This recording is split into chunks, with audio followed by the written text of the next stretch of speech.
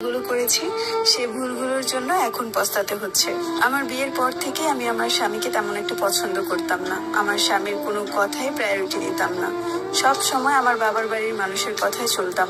আমার স্বামী আমাকে অনেক ভালোবাসতো, কিন্তু ওর ভালোবাসার মর্যাদা আমি দিতে পারিনি। ও সবসময় বলতো, যেদিন আমি থাকবো না সেদিন বুঝবে আমি তোমার জীবনে কি ছিলাম। কেন জানি বিয়ের পর থেকে আমার স্বামীকে আমার কাছে ভালো লাগতো না। ও যেই কথাটাই বলতো, যেই কাজটাই করতে বলতো, সেটার বিপরীত সবসময় করতাম।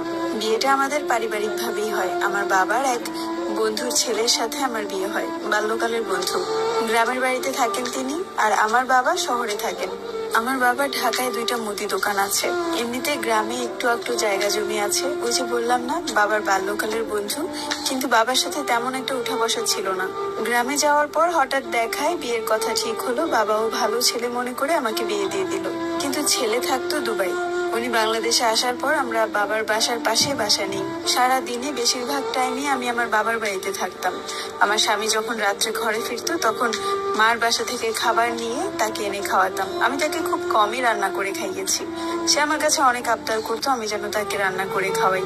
আমি যখন তাকে বিয়ে করেছি তখন সে দুবাই ছিল। দুবাই থেকে এসে আমাকে বিয়ে করেছে, কিন্তু বিয়ে করে আসার পর আবার একবার গিয়েছিল। এরপরে যে আসলো আর যায়নি। তার কথা, তার নাকি আমাকে রেখে যেতে ইচ্ছে করে না, কিন্তু আমার তো তার সাথে থাকতেই ইচ্ছে করে না।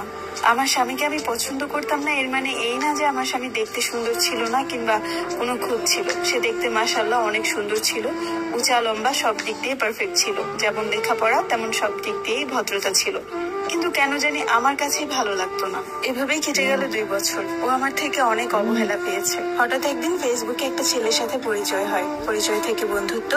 তারপর সময় করে প্রায় সময় ওর সাথে আমার কথা হতো। সকালে গুড মর্নিং, দুপুরে খাবার খেয়েছে কিনা, রাতের বেলা ঘুমের আগে গুড নাইট, সবকিছু মিলিয়ে ও আমার সব সময় খোঁজ খবর নিত।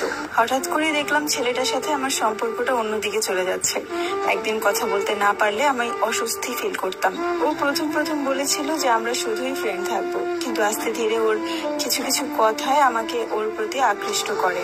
তারপর একটা সময় বুঝতে পারি আমি ওকে ভালোবেসে ফেলি, যেটা কিনা আমি আমার স্বামীকে বাসতে পারিনি।